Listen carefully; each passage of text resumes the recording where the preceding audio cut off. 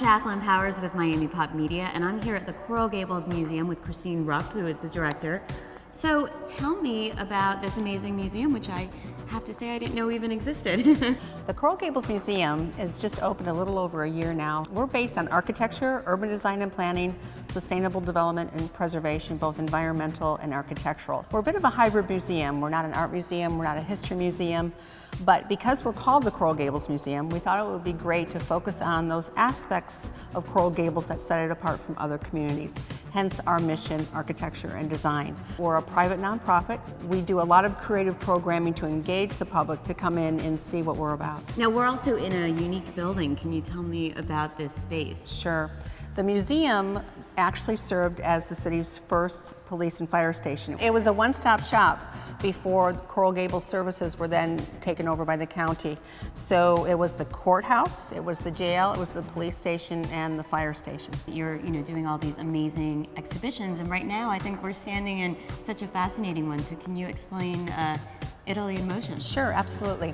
Well, first of all, 2013 is the year of Italian culture in the United States. So we wanted to do something to celebrate Italy because we have a very good relationship with the Consul General of Italy that's based here in Miami, and also an organization called Dante Alighieri, which is basically everything Italian in Miami. And who doesn't love Italian design, right? The Coral Gables Museum promotes cycling. We do bike tours every month. We have bike racks all around the museum. So we thought, why not key in on Italian transportation? We hired a lovely girl named Chloe Chels to be a guest curator, and she put together this beautiful exhibition which focuses on Italian design modes of transportation: bicycles, motorcycles, cars, Vespas, of course.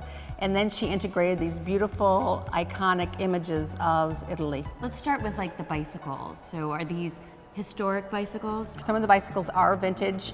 Some just show the difference between an Italian design bicycle and something made in China, basically. You can see they just have a lot more style. Well, the Vespa is the classic Italian vehicle, and Vespa translate to wasp. Really? That's what it means in Italian. Obviously, the scooter, the Vespas are making a comeback now because of gasoline prices, for one, and just because they're fun and they so fit our South Florida weather. So many people in Miami have Ferraris, but you have some gorgeous specimens here. We do. We wanted to bring in two iconic Ferraris, and the one we have is a 1962 Californian, and there were only 56 produced worldwide. And this is the one, I don't know if you remember Ferris Bueller's Day Off. I'm really dating myself now. Of course. But that's the style that they actually crashed. And so whenever anyone has walked in here, they always go, Bueller, Bueller. And then behind us, we have this incredible 1956 Testarossa, and we've been told there's only 6 of these left in the entire world. You have some mini cars here too. We have 3 adorable mini cars. Of course, classic Fiat 500, and then a Vespa car, and it's a surprise to me and a surprise to everyone that Vespa actually made a vehicle. And then we have the Auto Bianchi, which is this adorable little red and white car, and Chloe, as the curator, was able to locate, through her connections, local collectors who just have these wonderful objects.